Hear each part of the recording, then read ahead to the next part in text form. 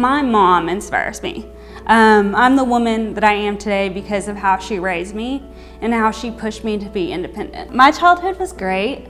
I was born premature and I developed cerebral palsy. I've been a full-time wheelchair user my whole life. Unfortunately, me and my family have never lived anywhere that is completely accessible to me.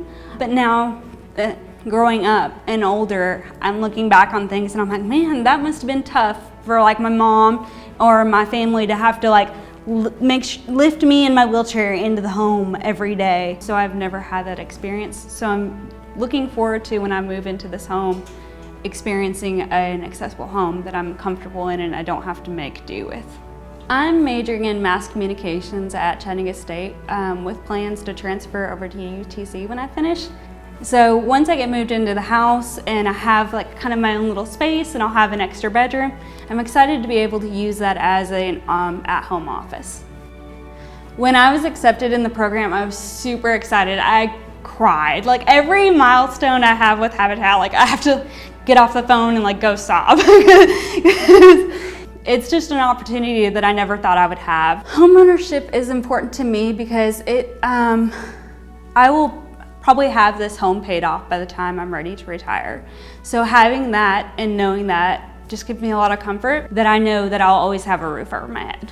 It took me over 6 months to find the apartment that I'm living in now, and it is still not accessible enough for me. I still struggle with getting in the door, the ramp isn't built properly, and my kitchen isn't accessible and it's like this narrow, so it's very difficult for me to cook. I'm excited to have an accessible kitchen and I hope that everybody holds me to it for cooking and stuff, now that I won't have an excuse to be so lazy when it comes to that kind of stuff. And I have a feeling that things are going to be way easier than I ever realized, now that I'm like, oh, I can actually reach that and I'm not having to like really stretch, or I'm not having to put things in weird places. I do have friends with disabilities and I always felt uncomfortable like inviting them to my space now because I make do in it, but I don't know how they're gonna make do in it, and I don't want it to be one of those things where they don't feel comfortable in the space.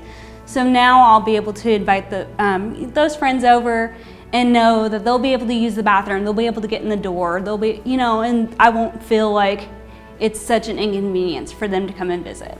I think it's great that I can bring some disability representation to this program and to this process. I know that other disabled people have gone through this program before, but I love that I'm able to bring awareness to that's an option. Habitat has experience with making homes accessible, and I've mentioned before, that's another reason why I'm excited for this process, because if I were to go out and just build a home on my own, first of all, I wouldn't be able to afford it. But also, I wouldn't know what I need to do to make that accessible to me until I got moved into the house and was like, oh, I should have done this or I should have done that.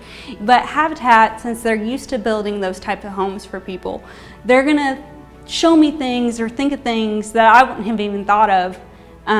So that's why this is such a good idea, it's just such a good privilege for me. I was very honored to be picked as the Women's Build homeowner, and I know that it's a privilege, and I just think that's so wonderful that my home is going to be a symbol of women supporting a woman. Well, I definitely wanted to say thank you so much for everyone that's involved with this, all the women that are going to be volunteering. I'm so appreciative of this. I know that this is an honor and a privilege. And I'm just super excited to meet the volunteers and, to go along in this journey with them.